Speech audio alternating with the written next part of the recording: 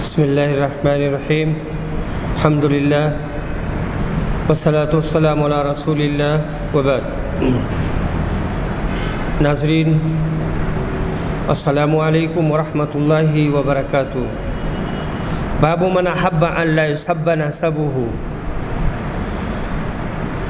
اس مسئلے کا بیان کہ آدمی اس بات کو پسند کرتا ہے کہ اس کے نسب کو برا نہ کہا جائے، اس کے باپ دادا کی کوئی برائی نہ کرے۔ حدیث نمبر 3531،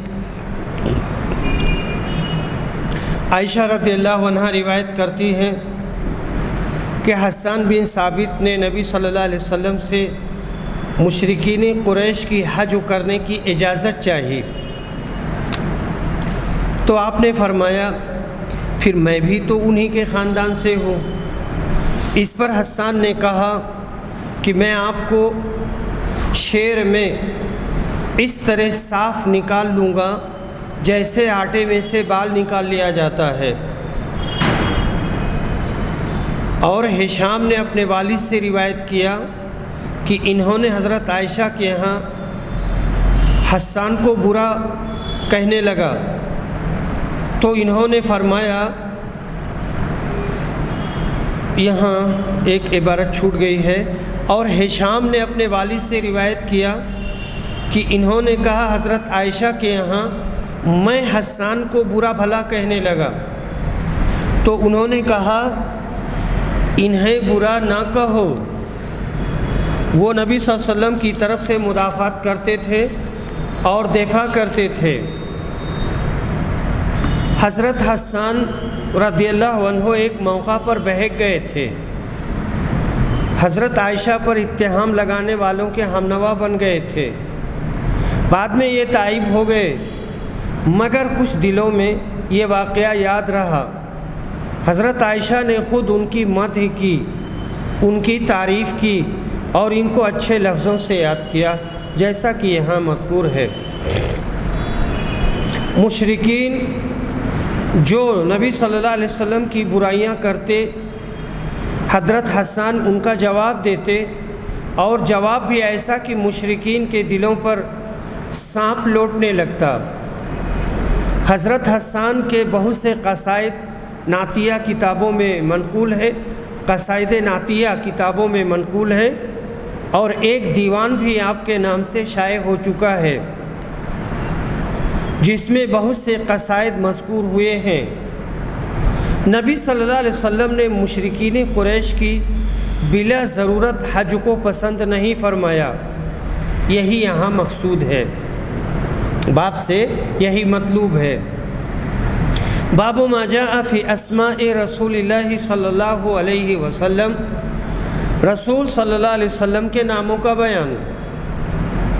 وقول اللہ ما كان محمد ابا احد من رجالکم، سورہ فتح میں اللہ تعالیٰ نے ارشاد فرمایا ہے کہ محمد تم میں سے کسی مرد کے باپ نہیں ہیں، اور اللہ تعالیٰ نے فرمایا ہے محمد الرسول اللہ والذین معه اشداء علی الکفار، محمد اللہ کے رسول ہیں اور جو لوگ ان کے ساتھ ہیں وہ کفار کے مقابلہ میں انتہائی سخت ہوتے ہیں۔ اور سورہ صف میں اللہ نے فرمایا ہے من بعد اسمہ احمد،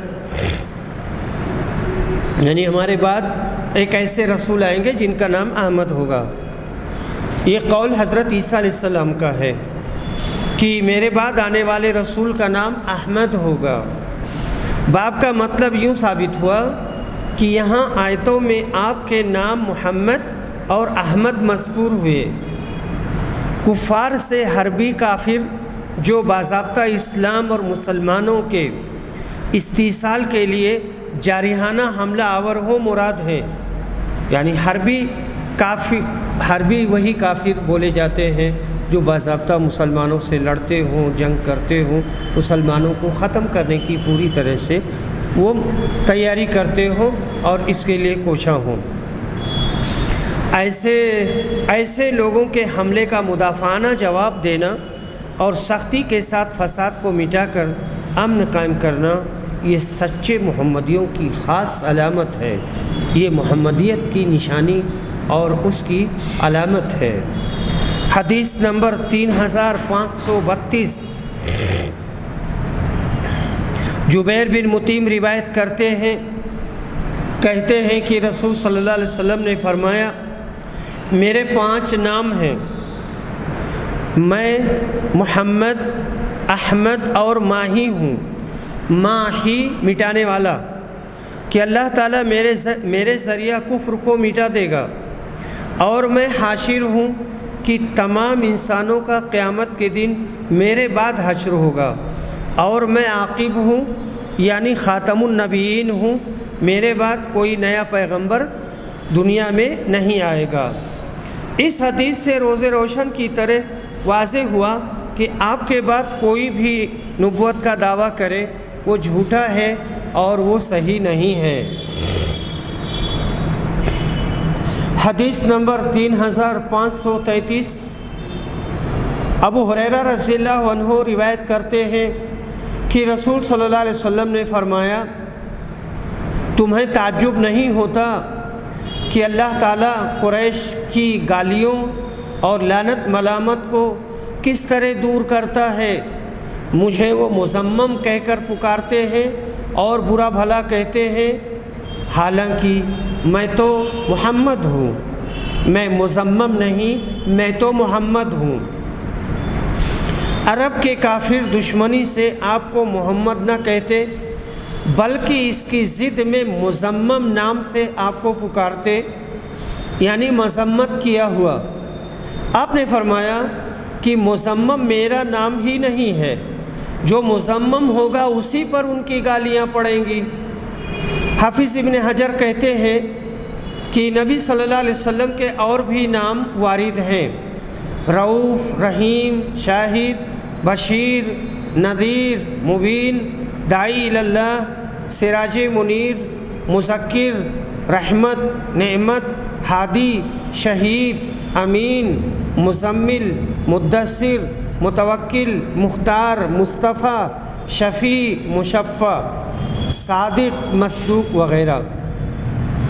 بعض نے کہا کہ نبی صلی اللہ علیہ وسلم کے نام بھی اسماء حسنہ کی طرح 99 تک پہنچتے ہیں، اگر مزید تلاش کیے جائیں تو 100 تک مل سکیں گے۔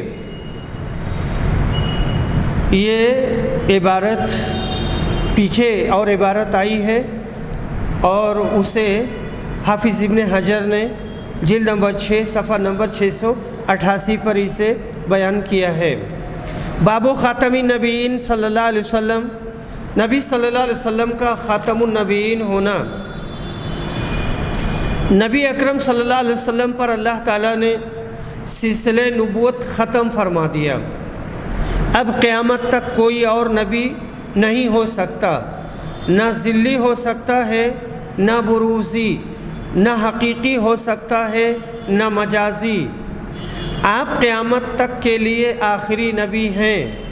جیسے سورج نکلنے کے بعد کسی چراغ کی ضرورت باقی نہیں رہتی، آپ ایسے کامل و مکمل نبی ہیں کہ اب نہ کسی نئی شریعت اور نئے پیغمبر کی ضرورت ہے اور نہ اب قرآن کے بعد کسی نئی کتاب کی حاجت ہے۔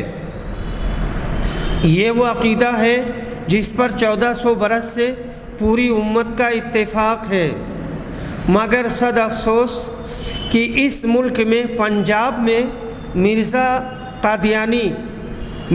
قادیانی نے اس عقیدہ کے خلاف اپنی نبوت کا چرچا کیا اور وحی و الہام کا مدعی ہوا، اور وہ آیات و احادیث جن سے نبی صلی اللہ علیہ وسلم کا خاتم النبیین ہونا ثابت ہوتا ہے، ان کی ایسی دور ازکار تعویلات فاسدہ کی کہ فی الواقع دجل کا حق ادا کر دیا، یعنی ایسی بہت عجیب و غریب قسم کی باتیں کی۔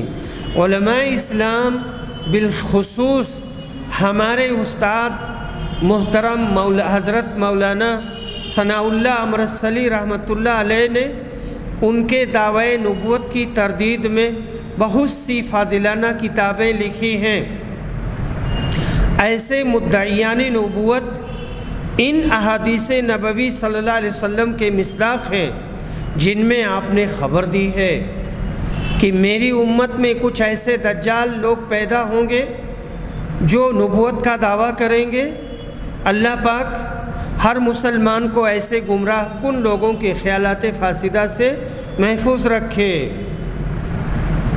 حدیث نمبر 3534، حضرت جابر بن عبداللہ رضی اللہ عنہ روایت کرتے ہیں، کہتے ہیں کہ نبی صلی اللہ علیہ وسلم نے فرمایا، میری اور دوسرے انبیاء کی مثال ایسی ہے جیسے کسی شخص نے کوئی گھر بنایا، اسے خوب آراستہ پیراستہ کر کے مکمل کر دیا، صرف ایک اینٹ کی جگہ خالی چھوڑ دی۔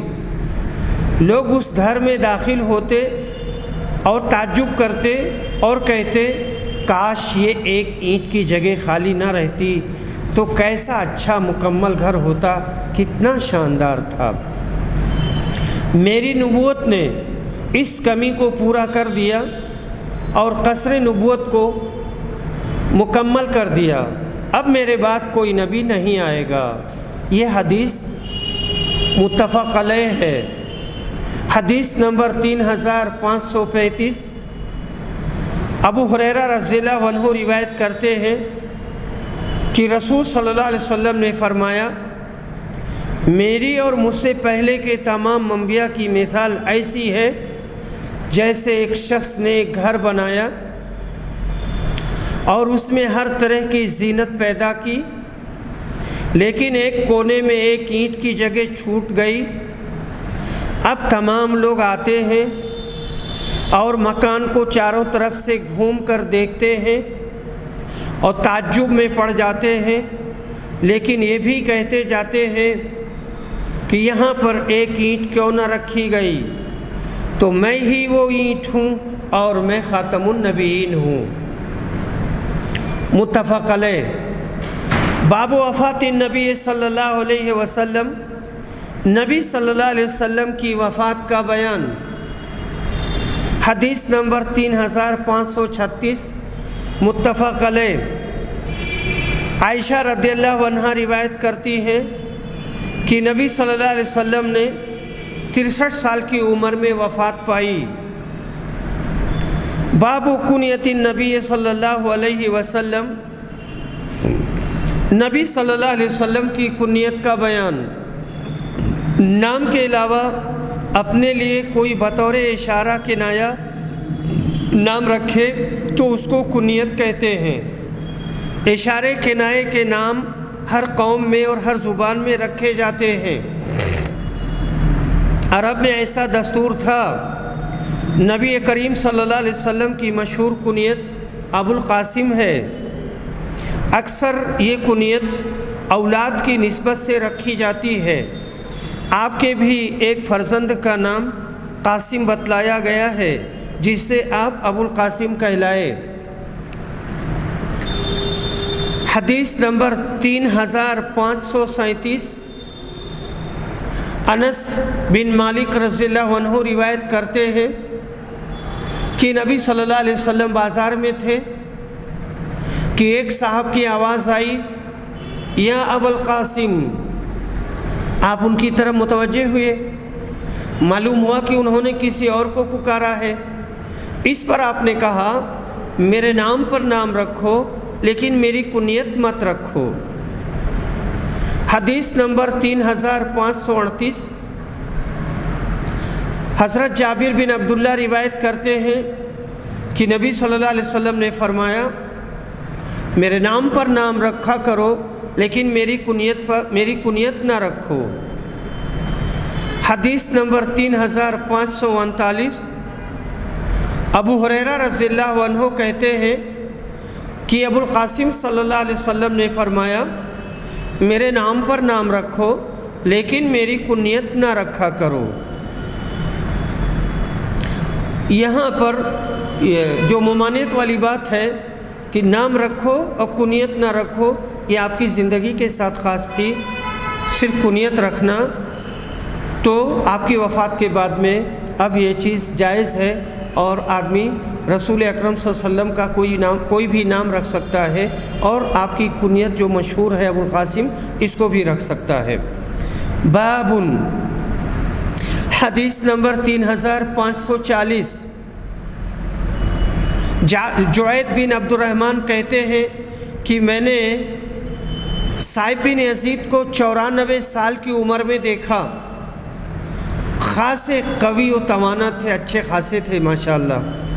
انہوں نے کہا کہ مجھے یقین ہے کہ میرے کانوں اور آنکھوں سے جو میں نفع حاصل کر رہا ہوں وہ صرف رسول صلی اللہ علیہ وسلم کی دعا کی برکت ہے۔ میری خالہ مجھے ایک مرتبہ آپ کی خدمت میں لے گئی تھی اور عرض کیا، اے اللہ کے رسول، یہ میرا بھانجا بیمار ہے، آپ اس کے لیے دعا فرما دیں۔ انہوں نے بیان کیا کہ پھر آپ نے میرے لیے دعا فرمائی۔ صائب بن یزید کی خالہ نے نبی صلی اللہ علیہ وسلم کے سامنے بچے کا نام نہیں لیا، بلکہ ابن اختی کہہ کر پیش کیا، میری بہن کا بیٹا۔ تو ثابت ہوا کہ کنایہ کی ایک صورت یہ بھی ہے۔ یہی اس علیحدہ باب کا مقصد ہے کہ کنیت باپ اور بیٹا ہر دو طرح سے مستعمل ہے۔ تو ابن اختی، میری بہن کا بیٹا، میرے بھائی کا بیٹا، یا اس طرح کے الفاظ استعمال کیے جا سکتے ہیں، اس میں کوئی قباحت نہیں ہے۔ باب خاتم النبوہ، مہر نبوت کا بیان۔ مہر نبوت نبی صلی اللہ علیہ وسلم کے دونوں کندھوں کے بیچ میں تھی۔ حدیث نمبر 3541، صائب بن یزید کہتے ہیں کہ میری خالہ مجھے رسول صلی اللہ علیہ وسلم کی خدمت میں لے گئی اور کہا، اللہ کے رسول، یہ میرا بھانجا بیمار ہے۔ اس پر نبی صلی اللہ علیہ وسلم نے میرے سر پر دست مبارک پھیرا اور میرے لیے برکت کی دعا کی۔ اس کے بعد آپ نے وضو کیا تو میں نے آپ کے وضو کا پانی پیا، پھر آپ کی پیٹھ کی طرف جا کر کھڑا ہو گیا اور میں نے مہر نبوت کو آپ کے دونوں مونڈھوں کے درمیان دیکھا۔ محمد بن عبداللہ نے کہا کہ حجل الفرس سے مشتق ہے، جو گھوڑے کی اس سفیدی کو کہتے ہیں جو اس کی دونوں آنکھوں کے بیچ میں ہوتی ہے۔ ابراہیم بن حمزہ نے کہا، مثل زر الحجلہ، یعنی زائے محملہ پہلے پھر زائے موجمہ، یعنی زا پہلے اور را بعد میں۔ امام بخاری نے کہا کہ صحیح یہ ہے کہ رائے محملہ پہلے ہے۔ حافظ ابن حجر کہتے ہیں کہ یہ مہر ولادت کے وقت آپ کی پشت پر نہیں تھی جیسے بعض لوگوں کا گمان ہے، بلکہ شق صدر کے بعد فرشتوں نے یہ علامت کر دی تھی۔ یہ مضمون ابو داؤد طیالسی اور حارث بن اسامہ نے اپنی مسندوں میں، اور ابو نعیم نے دلائل النبوہ میں، اور امام احمد اور بہقی نے روایت کیا ہے۔ مثل زر الحجلہ کا لفظ اکثر نسخوں میں حدیث میں نہیں ہے، اور صحیح یہ ہے کہ یہ حدیث میں ہے، کیونکہ اگر حدیث میں نہ ہوتا تو محمد بن عبید اللہ اس لفظ کی تفسیر کیوں بیان کرتے؟ اور بعض نے یوں ترجمہ کیا ہے جیسے حجلہ کا انڈا، اور حجلہ ایک پرندہ کا نام ہے جو کبوتر سے چھوٹا ہوتا ہے۔ باب صفت النبی صلی اللہ علیہ وسلم، نبی اکرم صلی اللہ علیہ وسلم کے حلیہ اور اخلاق فاضلہ کا بیان۔ اس باب کے تحت امام بخاری تقریباً 28 احادیث لائے ہیں جن سے آپ صلی اللہ علیہ وسلم کے حلیہ مبارک اور آپ کی سیرت طیبہ اور اخلاق فاضلہ پر روشنی پڑتی ہے۔ حدیث نمبر 3542، عقبہ بن حارث روایت کرتے ہیں کہ حضرت ابوبکر رضی اللہ عنہ عصر کی نماز سے فارغ ہو کر مسجد سے باہر نکلے تو دیکھا کہ حضرت حسن بچوں کے ساتھ کھیل رہے ہیں۔ حضرت صدیق نے ان کو اپنے کندھے پر بٹھا لیا اور کہا، میرے باپ تم پر قربان ہوں، تم میں نبی صلی اللہ علیہ وسلم کی شباہت ہے، تم نبی صلی اللہ علیہ وسلم کی طرح ہو، علی کی طرح نہیں۔ یہ سن کر حضرت علی ہنس رہے تھے اور خوش ہو رہے تھے۔ حضرت حسن نبی صلی اللہ علیہ وسلم کے بہت مشابہ تھے۔ حضرت انس کی روایت میں ہے کہ حضرت حسین بہت مشابہ تھے، ان دونوں میں اختلاف نہیں ہے، حسن بھی مشابہ تھے، حسین بھی مشابہ تھے۔ وجوہ مشابہت مختلف ہوں گے، کسی کا اوپر کا حصہ مشابہ ہوگا تو کسی کا نیچے کا۔ بعض نے کہا کہ حضرت حسن نصف اعلیٰ بدن میں مشابہ تھے اور حضرت حسین نصف اسفل میں۔ غرض یہ کہ دونوں شہزادے نبی اکرم کی پوری تصویر تھے۔ اس حدیث سے رافضیوں کا بھی رد ہوا جو جناب ابوبکر صدیق کو نبی اکرم کا دشمن اور مخالف خیال کرتے ہیں، کیونکہ یہ قصہ آپ کی وفات کے بعد کا ہے۔ کوئی بیوقوف بھی ایسا خیال نہیں کر سکتا۔ ابوبکر صدیق جب تک زندہ رہے نبی اکرم صلی اللہ علیہ وسلم اور آپ کی آل و اولاد کے خیر خواہ اور جانثار بن کر رہے۔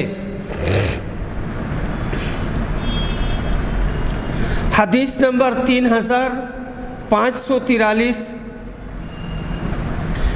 ابو جحیفہ کہتے ہیں کہ نبی صلی اللہ علیہ وسلم کو میں نے دیکھا تھا، حضرت حسن میں آپ کی پوری شباہت موجود تھی۔ یہ حدیث متفق علیہ ہے۔ حدیث نمبر 3544، ابو جحیفہ کہتے ہیں کہ میں نے نبی صلی اللہ علیہ وسلم کو دیکھا ہے، حسن بن علی میں آپ کی شباہت پوری طرح موجود تھی۔ اسماعیل بن ابی خالد کہتے ہیں میں نے ابو جحیفہ سے کہا، آپ نبی صلی اللہ علیہ وسلم کی صفت بیان کریں۔ انہوں نے کہا، آپ سفید رنگ کے تھے، کچھ بال سفید ہو گئے، اور آپ نے ہمیں 13 اونٹنیوں کے دیے جانے کا حکم دیا تھا، لیکن ابھی ہم نے ان اونٹنیوں کو اپنے قبضے میں نہیں لیا تھا کہ آپ کی وفات ہو گئی اور آپ انتقال کر گئے۔ حدیث نمبر 3545، وہب ابی جحیفہ سوائی روایت کرتے ہیں، وہب ابی جحیفہ سوائی روایت کرتے ہیں، کہتے ہیں کہ میں نے نبی صلی اللہ علیہ وسلم کو دیکھا، آپ کے نچلے ہونٹ کے نیچے تھوڑی کے کچھ بال سفید تھے۔ یہاں اصل میں 2 بار نیچے آ گیا ہے تو جملے میں ثقالت پیدا ہو گئی۔ یہاں پہ جو تھوڑی کے بال ہیں وہاں پر سفیدی تھی۔ یہاں پر جو یہ ترجمہ ہے، ترجمے میں شاید لکھنے میں یا کمپیوٹر کرنے میں تھوڑی سی چوک ہوئی ہے۔ یہاں کہا ہے ان سے وہب نے، یعنی ابو اسحاق نے، اور ابو اسحاق سے وہب نے، یعنی ابو اسحاق نے وہب سے روایت کیا ہے اور وہب نے ابو جحیفہ سے، حالانکہ وہب ہی کی کنیت ابو جحیفہ ہے۔ وہب اور ابو جحیفہ دونوں ایک ہیں، دو نہیں ہیں۔ متفق علیہ یہ روایت ہے۔ حدیث نمبر 3546، عبداللہ بن بسر سے پوچھا گیا، کیا رسول صلی اللہ علیہ وسلم بوڑھے ہو گئے تھے؟ تو انہوں نے کہا کہ آپ کی ٹھوڑی کے چند بال سفید ہوئے تھے۔ حدیث نمبر 3547، انس بن مالک رضی اللہ عنہ روایت کرتے ہیں کہ آپ نے نبی صلی اللہ علیہ وسلم کے اوصاف مبارکہ بیان کرتے ہوئے کہا کہ آپ درمیانہ قد کے تھے، نہ بہت لمبے اور نہ چھوٹے قد والے، رنگ کھلتا ہوا تھا، سرخ و سفید، نہ خالی سفید تھے اور نہ بالکل گندم گوں یہ ہوئے۔ آپ کے بال نہ بالکل مڑے ہوئے سخت قسم کے تھے اور نہ سیدھے لٹکے ہوئے تھے۔ نزول وحی کے وقت آپ کی عمر 40 سال تھی۔ مکہ میں آپ نے 10 سال تک قیام فرمایا اور اس پورے عرصہ میں آپ پر وحی نازل ہوتی رہی، اور مدینہ میں بھی آپ کا قیام 10 سال تک رہا۔ آپ کے سر و داڑھی میں 20 بال بھی سفید نہیں ہوئے تھے۔ ربیہ نے بیان کیا، جو حدیث کے راوی ہیں، کہ پھر میں نے آپ صلی اللہ علیہ وسلم کا ایک بال دیکھا تو وہ لال تھا۔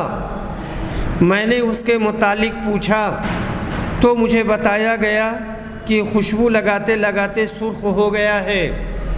متفق علیہ۔ نبی کریم صلی اللہ علیہ وسلم پر وحی کے شروع ہونے کے بعد تقریباً 3 سال ایسے گزرے جن میں آپ پر وحی کا سلسلہ بند ہو گیا تھا۔ اسے فترت کا زمانہ کہتے ہیں۔ راوی نے بیچ کے ان سالوں کو حذف کر دیا ہے جن میں سلسلے وحی کے شروع ہونے کے بعد وحی نہیں آئی تھی۔ آپ کی نبوت کے بعد قیام مکہ کی کل مدت 13 سال ہے۔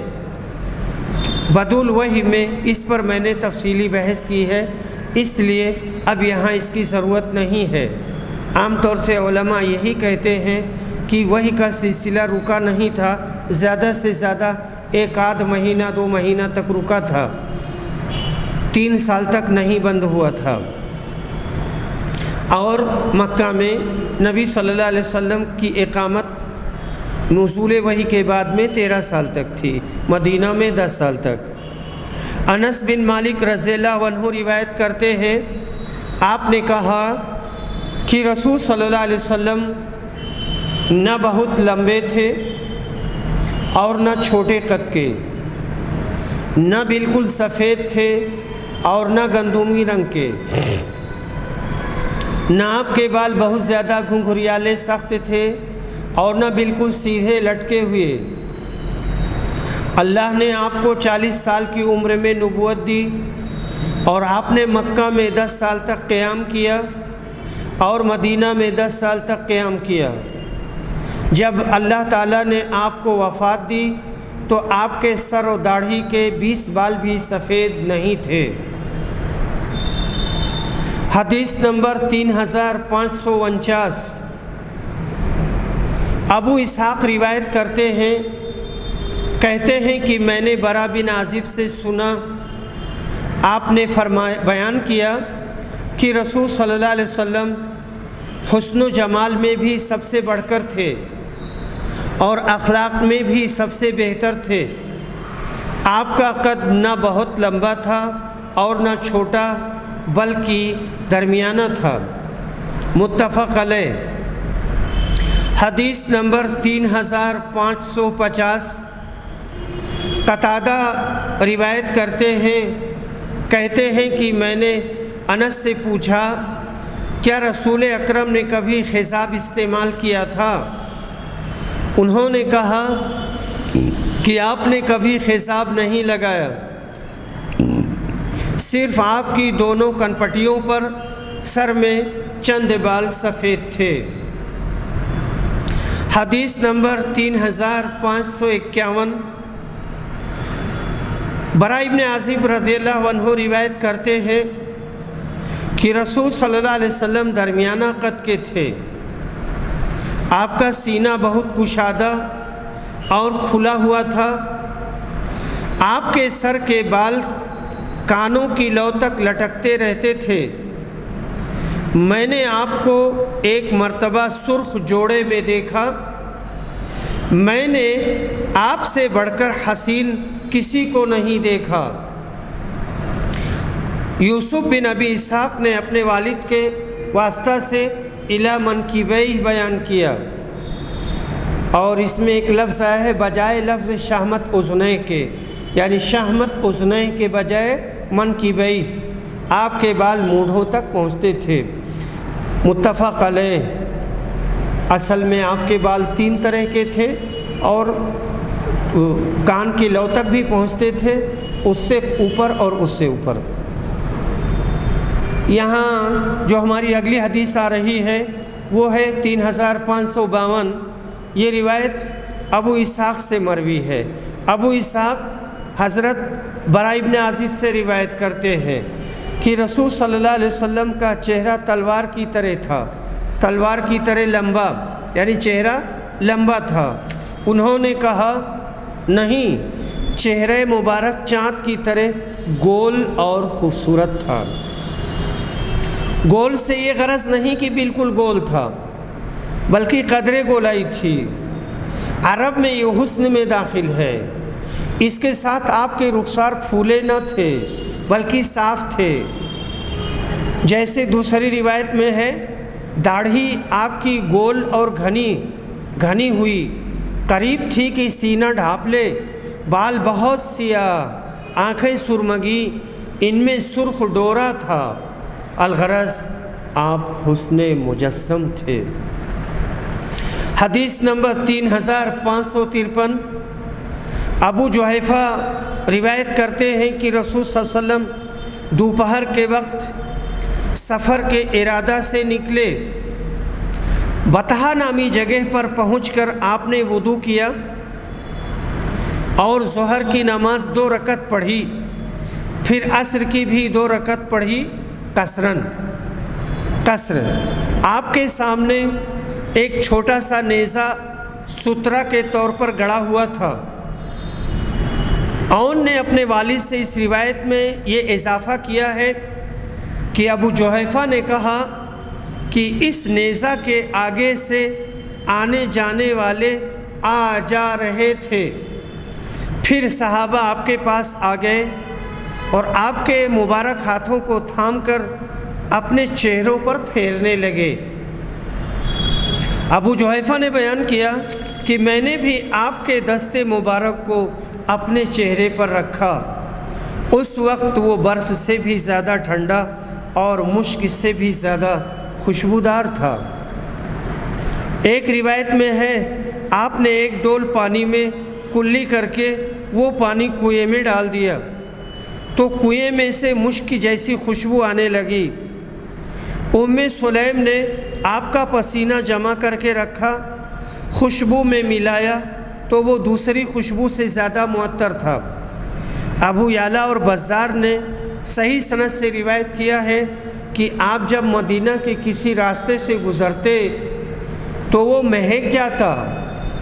ایک غریب عورت کے پاس خوشبو نہ تھی، آپ نے شیشی میں اپنا تھوڑا سا پسینہ اسے دے دیا تو اس سے سارے مدینہ والے مشک کی سی خوشبو پاتے۔ اس کے گھر کا نام بیت المطیبین پڑ گیا تھا۔ حدیث نمبر 3554۔ عبداللہ بن عباس رضی اللہ عنہما روایت کرتے ہیں کہ رسول صلی اللہ علیہ وسلم سب سے زیادہ سخی تھے، اور رمضان میں جب آپ سے جبریل کی ملاقات ہوتی تو آپ کی سخاوت اور بھی بڑھ جاتی تھی۔ جبریل رمضان کی ہر رات میں آپ سے ملاقات کے لیے تشریف لاتے اور آپ کے ساتھ قرآن مجید کا دور کرتے۔ اس وقت رسول صلی اللہ علیہ وسلم خیر و بھلائی کے معاملے میں تیز چلنے والی ہوا سے بھی زیادہ سخی ہو جاتے تھے۔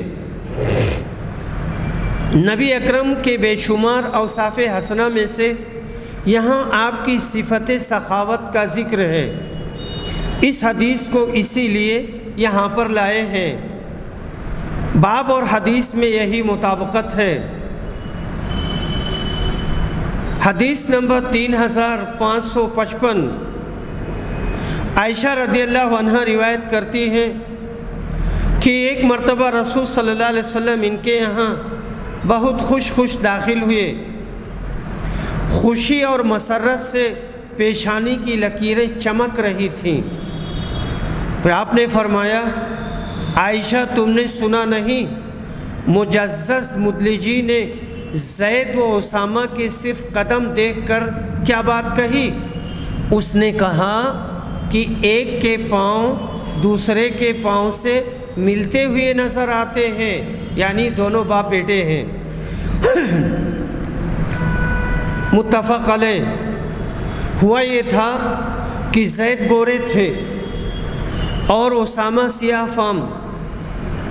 بعض منافق شبہ کرتے تھے کہ اسامہ زید کے بیٹے نہیں ہیں۔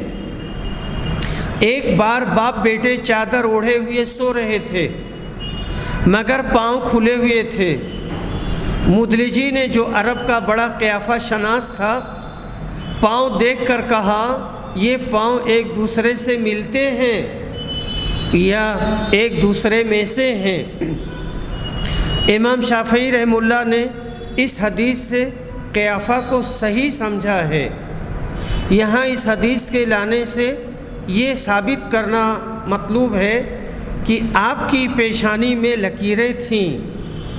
اس حدیث میں آپ کی فرحت و مسرت کا ذکر ہے جو آپ کے اخلاق فاضلہ سے متعلق ہے، اسی لیے اس حدیث کو یہاں لائے۔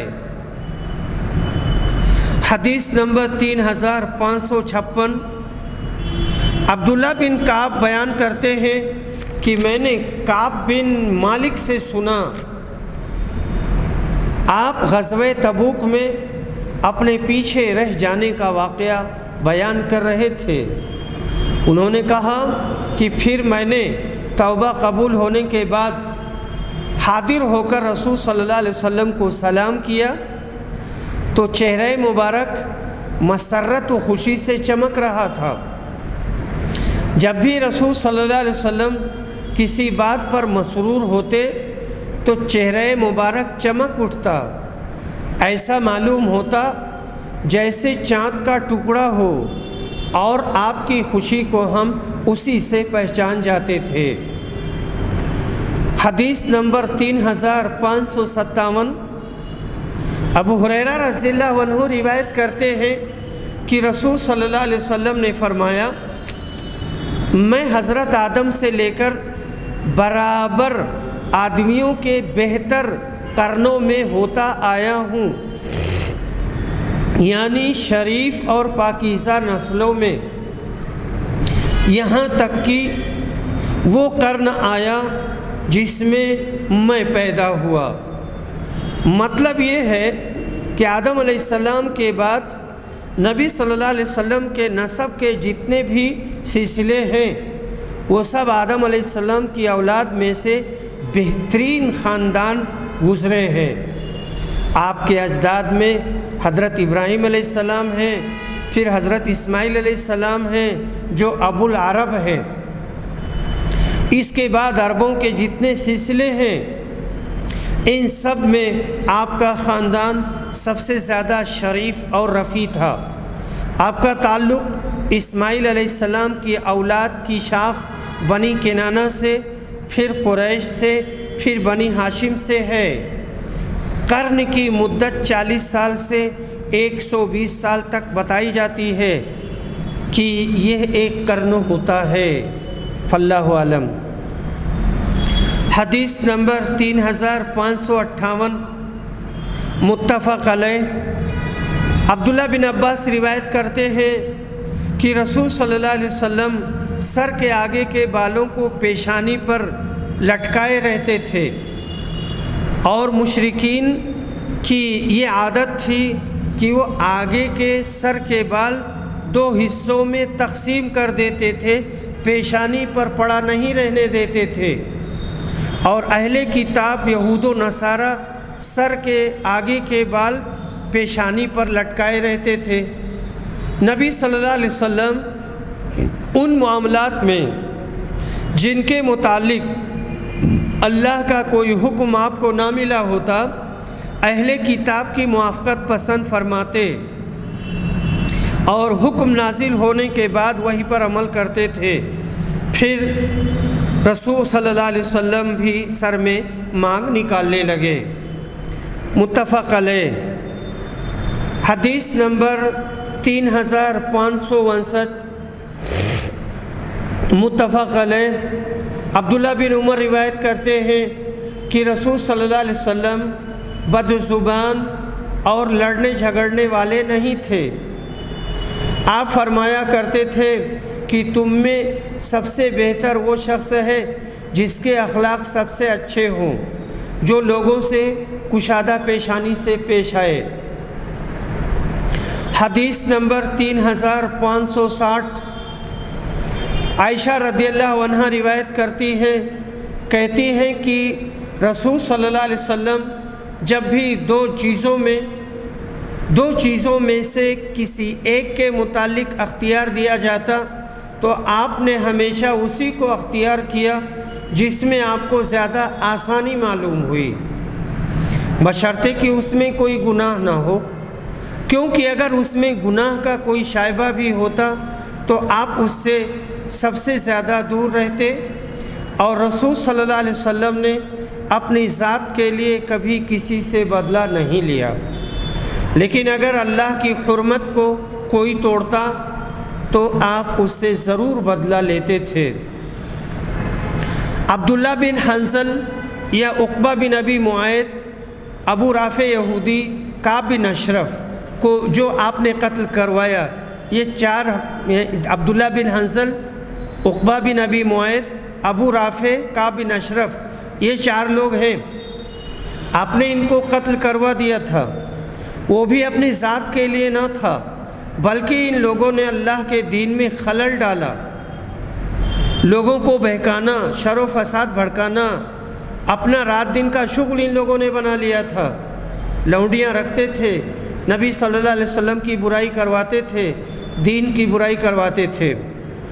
اس لیے قیام امن کے واسطے ان فساد پسندوں کو ختم کرایا گیا، ورنہ یہ بات روز روشن کی طرح واضح ہے کہ اگر آپ اپنی ذات کے لیے بدلہ لیتے تو اس یہودین کو ضرور قتل کراتے جس نے دعوت دے کر بکری کے گوشت میں زہر ملا کے آپ کو قتل کرنا چاہا تھا، یا اس منافق کو قتل کراتے جس نے مال غنیمت کی تقسیم پر آپ کی دیانت پر شبہ کیا تھا، مگر ان سب کو معاف کر دیا۔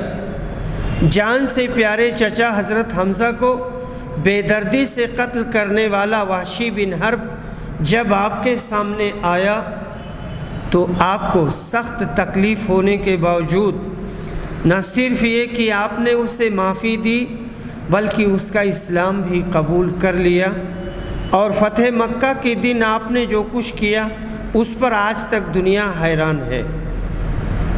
حدیث نمبر 3561 انس بن مالک رضی اللہ عنہ روایت کرتے ہیں کہ نہ تو نبی صلی اللہ علیہ وسلم کی ہتھیلی سے زیادہ نرم و نازک کوئی حریر و دیبا میرے ہاتھوں نے کبھی چھوا، اور نہ میں نے رسول صلی اللہ علیہ وسلم کی خوشبو یا آپ کے پسینے سے زیادہ بہتر اور پاکیزہ کوئی خوشبو یا عطر سونگھا۔ آپ کا ہاتھ بہت نرم تھا اور آپ کی خوشبو بہت اچھی تھی، آپ کا پسینہ بھی بہت شاندار تھا اور بہت مہکتا تھا۔ حدیث نمبر 3562 ابو سعید خدری رضی اللہ عنہ روایت کرتے ہیں کہ رسول صلی اللہ علیہ وسلم پردہ نشین کنواری لڑکیوں سے بھی زیادہ شرمیلے تھے۔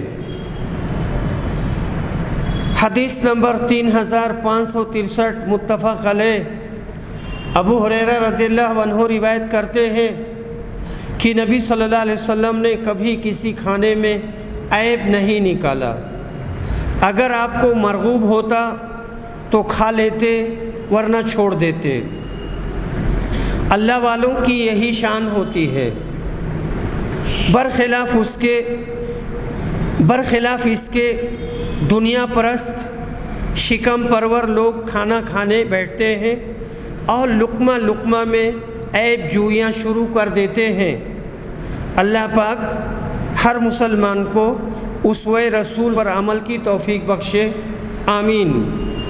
حدیث نمبر 3564، عبداللہ بن مالک بن بحینہ اسدی روایت کرتے ہیں کہ نبی صلی اللہ علیہ وسلم جب سجدہ کرتے تو دونوں ہاتھ پیٹ سے الگ رکھتے، یہاں تک کہ آپ کی بغلیں ہم یوں دیکھ لیتے۔ ابن بکیر نے بکر سے روایت کی، اس میں یوں ہے، یہاں تک کہ آپ کی بغلوں کی سفیدی دکھائی دیتی تھی۔ حدیث نمبر 3565، انس بن مالک رضی اللہ عنہ روایت کرتے ہیں کہ رسول صلی اللہ علیہ وسلم دعائے استسقاء کے سوا اور کسی دعا میں زیادہ اونچے ہاتھ نہیں اٹھاتے تھے۔ اس دعا میں آپ اتنے اونچے ہاتھ اٹھاتے کہ بغل کی سفیدی دکھائی دیتی تھی۔ حضرت ابو موسیٰ کہتے ہیں، ایک مرتبہ نبی صلی اللہ علیہ وسلم نے دعا کی اور اپنے دونوں ہاتھ اٹھائے اور میں نے آپ کی دونوں بغلوں کی سفیدی دیکھی۔ اس حدیث کے لانے کی غرض یہ ہے کہ آپ کی بغلیں بالکل سفید اور صاف تھیں۔ حدیث نمبر 3566، ابو جحیفہ روایت کرتے ہیں کہ میں سفر کے ارادہ سے نبی اکرم کی خدمت میں حاضر ہوا تو آپ ابتہ میں خیمہ کے اندر تشریف رکھتے تھے۔ ابتہ اس کو محسب بھی کہتے ہیں۔ کڑی دوپہر کا وقت تھا، اتنے میں بلال نے باہر نکل کر نماز کے لیے اذان دی اور اندر آ گئے، اور حضرت بلال نے نبی اکرم کے وضو کا بچا ہوا پانی نکالا تو لوگ اسے لینے کو ٹوٹ پڑے۔ پھر حضرت بلال نے ایک نیزہ نکالا اور حضرت صلی اللہ علیہ وسلم باہر آئے، گویا آپ کی پنڈلیوں کی چمک اب بھی میری نظروں کے سامنے ہے۔ بلال نے سترہ کے لیے نیزہ گاڑ دیا۔ آپ نے ظہر اور عصر کی دو رکعت قصرن پڑھائی۔ گدھے اور عورتیں آپ کے سامنے سے گزر رہی تھیں، یعنی سترہ سے آگے۔ یہ برچھی سترہ کے طور پر آپ کے آگے گاڑ دی گئی تھی۔ ترجمہ باب اس سے نکلا کہ آپ کی پنڈلیاں نہایت خوبصورت اور چمکدار تھیں۔ حدیث نمبر 3567، عائشہ رضی اللہ عنہا روایت کرتی ہے کہ نبی صلی اللہ علیہ وسلم اس قدر ٹھہر ٹھہر کر باتیں کرتے کہ اگر کوئی شخص آپ کے الفاظ گننا چاہتا تو گن سکتا تھا، متفق علیہ۔ حدیث نمبر 3568، عائشہ رضی اللہ عنہا روایت کرتی ہے کہ ابو فلاں پر تمہیں تعجب نہیں ہوا؟ ابو فلاں سے مراد ابو ہریرہ۔ وہ آئے اور میرے حجرہ کے ایک کونے میں بیٹھ کر رسول اللہ صلی اللہ علیہ وسلم کی احادیث مجھے سنانے کے لیے بیان کرنے لگے۔ میں اس وقت نماز پڑھ رہی تھی، پھر وہ میری نماز ختم ہونے سے پہلے ہی اٹھ کر چلے گئے۔ اگر وہ مجھے مل جاتے تو میں ان کی خبر لیتی کہ رسول صلی اللہ علیہ وسلم تمہاری طرح یوں جلدی جلدی باتیں نہیں کیا کرتے تھے۔ حضرت عائشہ نے ابو ہریرہ کی تیز بیانی اور عجلت لسانی پر انکار کیا تھا، اور اشارہ یہ تھا کہ نبی اکرم کی گفتگو بہت آہستہ آہستہ ہوا کرتی تھی کہ سننے والا آپ کے الفاظ کو گن سکتا تھا۔ گویا اسی طرح آہستہ آہستہ کلام کرنا اور قرآن و حدیث سنانا چاہیے، لیکن مجمع عام اور خطبہ میں یہ قید نہیں لگائی جا سکتی، کیونکہ صحیح احادیث سے ثابت ہے کہ جب نبی صلی اللہ علیہ وسلم توحید کا بیان کرتے یا عذاب الہی سے ڈراتے تو آپ کی آواز بہت بڑھ جاتی، غصہ زیادہ ہو جاتا۔ یہاں یہ نتیجہ نکالنا کہ حضرت عائشہ نے ابو ہریرہ کی روایت حدیث پر اعتراض کیا، یہ بالکل غلط ہے، اور ترجمت اور توجیہ القول بما لا یرضی بہ القائل میں داخل ہے، یعنی کسی کے قول کی ایسی تعبیر کرنا جو خود کہنے والے کے ذہن میں بھی نہ ہو۔ وآخر دعوانا الحمد للہ رب العالمین۔